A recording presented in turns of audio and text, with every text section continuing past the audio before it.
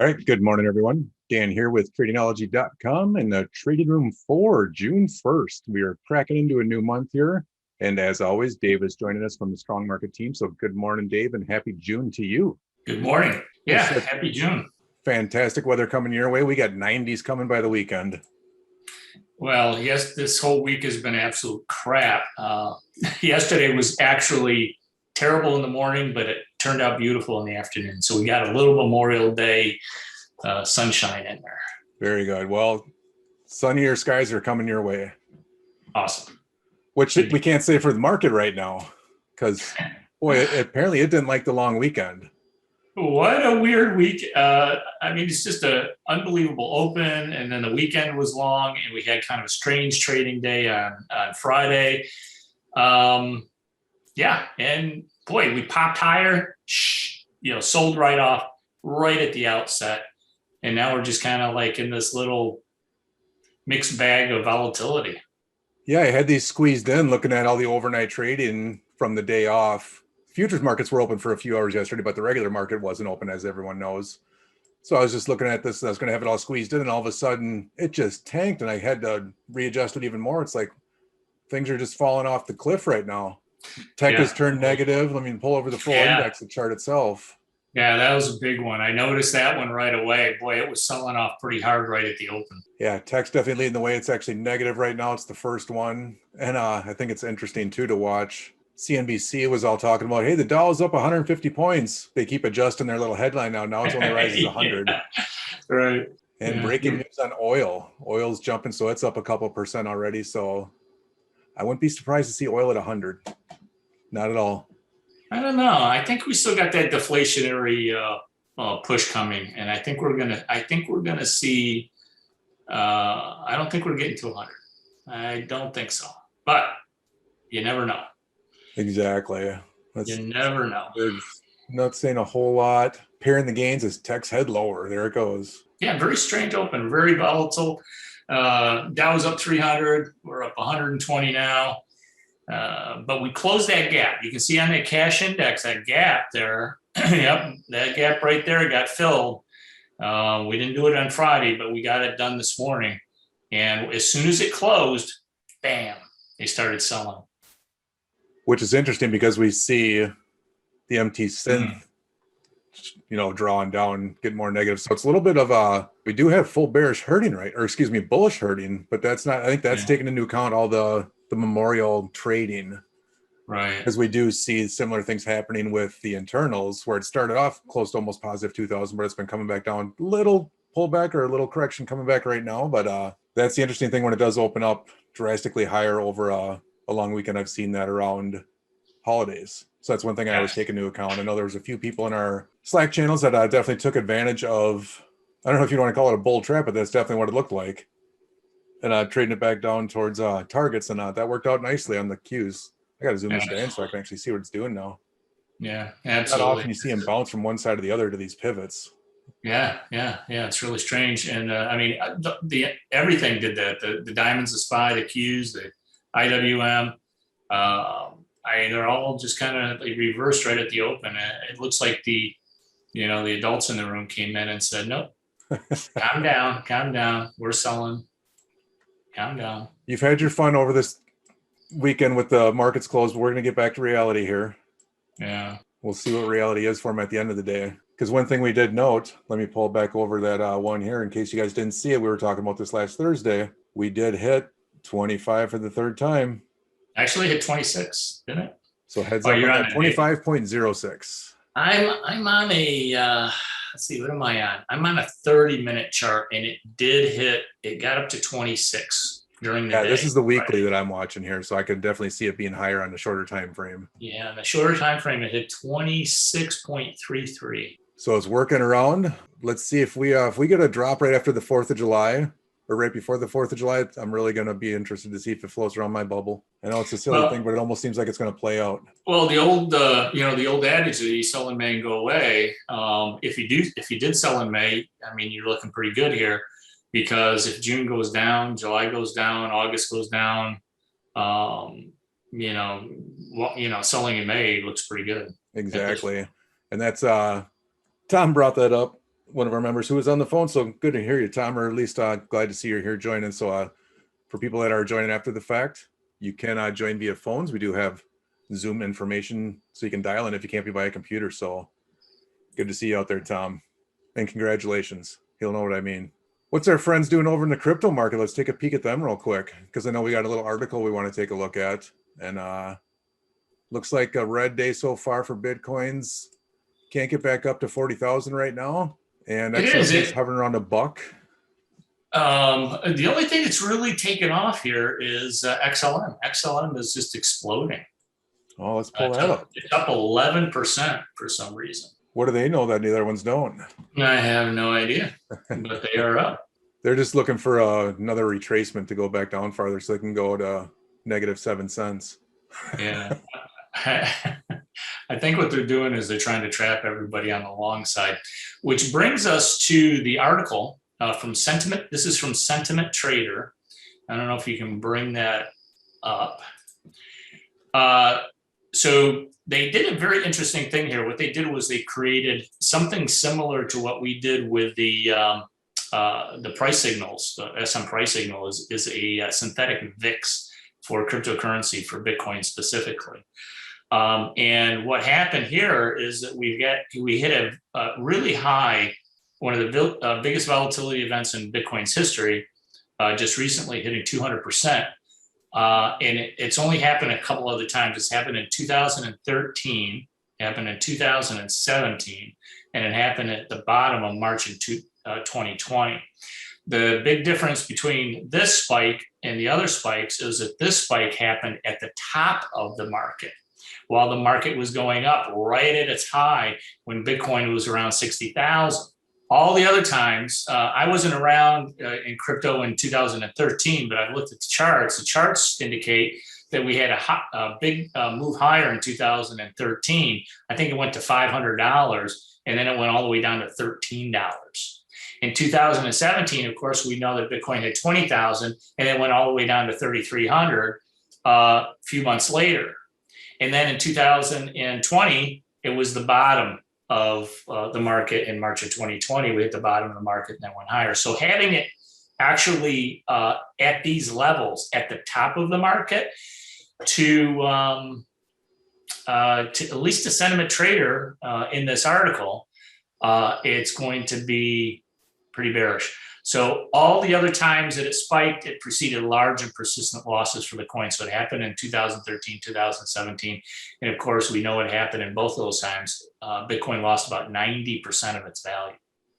So we will post this for our members to consume. But yeah, this is very interesting stuff. I like how they're using similar things. You know, we like volatility as well. So it's good to see that Right. the synthetic VIX on it there. Yep. So if we hit, let's see, 90%, let's say it loses from the high of around, I think the high was 60,000, was it? Yeah, we'll focus in on Bitcoin here. Yeah, we got to 64,895. 64. So if we go 90 from that, We'll just call it 65. 90% is 6,400. Obviously, that's an easy math, but yeah, 6,500. Whew. Oh, that would devastate more than a few people if they're, long-term investors. They want to hold on to those investments. I think it's going to be a tough one to stomach over the next 9-10 months if we do go down to 6,500 on Bitcoin. And it's already dropped halfway there, where it dropped below 50%, and right now it's at 43% down from its high. Yeah. See, we never really got a big shakeout of cryptocurrencies from 2017. A lot of coins did go down. A lot of them went out of business, but none of the big ones. And I'm wondering if a 90% decline in this industry now, it really affected in 2017, 2018, even beginning of 2019. The bear market in cryptocurrencies really put a constraint on a lot of the cryptocurrency firms that were working in that space. A lot of them had to sell their Bitcoin. They had to sell XLM. They had to sell XRP in order to fund operations.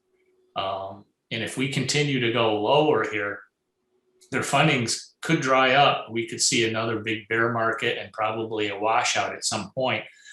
I'm wondering if this is one of the final descents to find out, who's going to be the winner in this space in the long term, because we didn't really get that sense after 2017. We had smaller projects go by the wayside and close up, but I wonder if it's going to close any big ones this time. True. And I can't help but wonder, looking at historically with the major rise in 2017 where everything made news, when it jumped up to almost 20,000 and then had its retracement as well that you'd already mentioned, 90% back, when it drops back down to 3,500 areas here. Yeah. Is just with all the money printing or currency printing that you have to take new effect starting in 2020 from the pandemic, where all these new funds are actually available via different investment, whether it's hedge funds that are investing in it or institutions that are leveraging that, but then complete speculation that we see after the fact where they actually don't have similar stores of value, but they can be, but it's, it's still digital code at the end of the day versus, what happens when the lights go out, you're definitely in trouble and you can't transact. I don't know. That just feels like it's the Fed as a side effect causing this, not directly, but just because of all the money printing out there and just people trying to use that to have short-term gains. And if it all comes crashing back down, if it's not actually part of use, I can't help but not think that. Yeah, and very, very similar to the dot-com bust. Very similar. How many of the companies that are actually building on the blockchain, VET, XRP with Ripple, is Ripple profitable on a cash basis on a P&L? If they're responsible for, are they actually doing business on a P&L in order to be profitable? Is VET profitable based on the kind of contracts and utility is there are there companies, not the coins themselves, right, but are companies that are building on the blockchain, have they turned a profit yet? And a lot of the internet companies, as we know from the dot-com bust, did not turn a profit until after that bust, after the dot-com bust. And we found out who actually had a solution that businesses wanted and were willing to pay for it. That's the one thing that, we talk about the transparency of cryptocurrencies. They're very transparent about transactions and everything else, but it's the companies that are building on the blockchain. If they're not public, how do we know that they're profitable? How do we know that they're actually generating some profit? Yeah, exactly. Until someone comes out and does an IPO, if they ever do offer, then they actually have. And they can reveal all their numbers. Yeah. Right. And only Coinbase has done that really so far. And we know that they make money from the transactions, which makes a lot of sense because there's a lot of transactions in cryptocurrencies. But as far as the other blockchain companies, we don't know. And I'd be curious, let me pull up a daily chart on Coin to see how they're doing. Looks like they're up today. We'll zoom this guy back over here and zoom in on Coin because it's only been out for what, maybe a little over a month now? Yeah, and not even that, I don't think. Yeah, there we go. 208 we dropped down to. It's right around 243 currently. But it's still underneath it looks like most of the what is that moving averages there? You got simple pretty much it just got to 30, so we just broke 30 days there, so it's just over a month now. Okay. Since it IPO'd. But yeah, these two are kind of converging. We'll see if it goes anywhere from there. $3 was their earnings report there. That's pretty good on a per share basis. That's pretty decent. But they declined right after that, which is although they had an estimate of 388, so the street doesn't like it when you don't hit your estimate. Yeah, you don't hit your estimate, you're dog meat. Exactly. So I don't know. We'll see. If SentimenTrader's VIX indicator is accurate, and I think they are because they're very, very good. We could see Bitcoin now. In 2017, Bitcoin also kind of led the stock market lower. Also did it in 2018. We had a big shakeout in Bitcoin, and the market followed afterwards. So if we've seen a high in Bitcoin, we may have also seen the high in stock market. See what happens, but today doesn't look very good. Traders are not happy. Right. And just to look at the calendar to round it out for you guys, we had some manufacturing numbers coming out. A little bit better than forecast, it looks like, but construction spending was down. And it looks like we have another FOMC parade week. where we have different members speaking every week, except for, and even the chief himself is on the stage on Friday, and the G7 meeting's happening there. So 400 is the number right now in the forecast. Excuse me, for our Thursday. So we'll keep an eye on that. And Dave's got a link here for some M1 finance info, if we can take a peek at that too. Yeah, that's my current commodities portfolio. So you can always put that link down there. You can see the performance has been absolutely fantastic. So those are the current holdings that I have. These are cash. Interestingly enough, and one of the things we talk about a lot in the Wealth Masterclass. If you guys are not in the Wealth Masterclass, you really need to get in there, because we're going to be talking a lot about commodities and what's next in, generating wealth. I mean, I'm talking about generational wealth over the next, couple of years. It could end up being a significant amount of generational wealth being generated with relatively modest investments, I think. We've had a huge run up in commodities. I think we're starting to see a little bit of a pullback, but I think it's going way, way higher. One of the things in that portfolio, though, is an issue called land, and they are a land investment trust. They put a lot of, they do a lot in the, it's kind of like a REIT for farmland. They own farmland all over the world, all over the country, and 137 farms that they own currently. And they just paid a dividend. So they pay a dividend as well. And I got the dividend today. So one of the things that we talk about in the Wealth Masterclass is the importance of having these types of holdings in a cash account, not in your regular trading margin account. Because in order to trade options and futures and things like that in stocks on margin, you need a margin account. And what happens is when you put a dividend paying issue in your margin account, is the broker will take that dividend. So you don't get paid that dividend. It goes against your margin expense. And so they deduct it from whatever you owe on margin, but so you won't see that. So it's important to put that particular holdings, especially those dividend paying holdings, into a cash account so you actually get the dividend.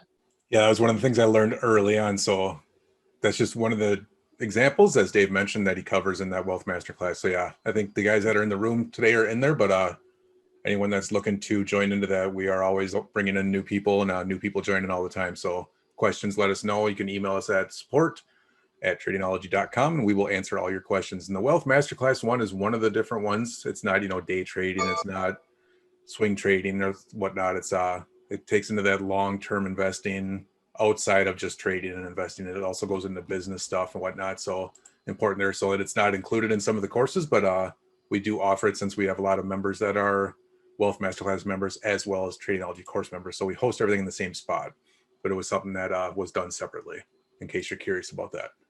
Yeah, and it's built around, and it's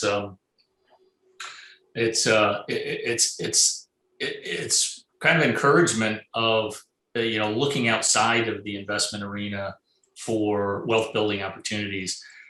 In last week's session, we talked about business building and exiting positions and exiting businesses rather. So we go into any topic. Any topic is fair game for the Wealth Masterclass that will build your wealth long term. All right, Kyle, any questions you got out there? Shoot us in there. Tom, if you got access to your Slack channel, you can always shoot me a question. I can see if I can see you. I think Tom's been operating there. But we're getting close to the top of the hour. Let's see what we're at. NQ's rolling over one more time. Tom says he's all good. Thanks, Tom. I appreciate it. Love technology. He's listening on the phone and talking to me on Slack at live during the trading room. Nice. Well, Tom is pretty savvy when it comes to technology, so I'm not surprised at that. I think that he's head and shoulders above many. But I'm dying to find out what the congratulations is for here. I'll just say he's using a form of technology to draft a Word document that is making him smile. Okay. He says he's going to shoot you a message, so he's coming for you. All right. I appreciate it, Tom. I want to stay in the loop, You're one of my favorite people. Yeah, zoom in there. Looks like some definite targets are being hit. And how we use these, if anybody's curious, I do use these in our courses. So how to make sense of them, we cover in all the Tradingology courses. So questions, let us know. Yeah, definitely. We want to be engaged with you guys. We want to hear what you have to say, questions, comments, opinions, whatever you have. If you agree with us or you don't agree with us, it's fine. We just want to have a dialogue with you guys so we can all learn from each other and grow and get better as traders, investors, whatever we're doing in life. Well, then one last thing I can leave it with is thank you to those that have provided feedback. We do have some live training that's going to be coming up. I haven't come up with the exact name yet, but it's going to be similar to some things, but different, where it's not like a new course, not a new strategy per se, but it is a way. So ask for feedback on what people need. So again, thanks for everyone that did that. If you didn't fill it out yet, it's definitely in your email to complete that survey. I think it's going to be closed in about 2 days. So we'll be collecting all that info, and we're going to use all that feedback to build what you guys need. And I think Dave is going to actually be able to join us with that for part of it, at least, because I think he's got some fantastic insights. So look forward to that. The exact dates aren't announced yet, so when they are, we will let you know. But if you want to get in early, we will set something up. So look forward to that coming, a little teaser for a new live training. Absolutely. And Tom just updated me. Congrats, Tom. Nice. With that, we'll probably call our wrap unless you got anything left that you want to throw on the table there, sir. No, we just want to keep a look at that, keep looking at the SPY VIX, because that's your long-term indicator right there. And we're really, we hit on the raw SPY VIX, we hit 405.73. That was a line that I had drawn. We hit that this morning and we immediately reversed from that. We're going lower on that. We hit 26.33 on the SPY VIX ratio. And that ratio has given us an indication many times in the past. It's been working for me for over 20 years. And it just has been absolutely fantastic. When it hits that 25 range, that ratio hits 25 to 1, there's a reversal coming at some point. I don't know if we're seeing it today. Timing is tough, but if you're a long-term investor, it's something I'd pay attention to. Yeah, at least have protection of some kind on your portfolio. That's the key indicator there as well. If you don't want to get out of a position, make sure it's protected so you don't lose everything. If that's not a bearish candle, I don't know what is right there. We got 2 of them. We got those 2. We got the one before that. We got that one. Let's see where we end up today. No, the one way over to the left, the one that we had the high there. Oh, right. With that gap, we got that one, and then we got this one. It doesn't. Yeah, that looks really bullish. Trouble's brewing. So we'll be back on Thursday for the next trading room. So in the meantime, hit us up on email, hit us in the Slack channels. We're happy to help you guys. So absolutely. Enjoy the weather the rest of the week. We'll talk to you guys soon. All right, guys. Take care. Bye, Dan. Dave.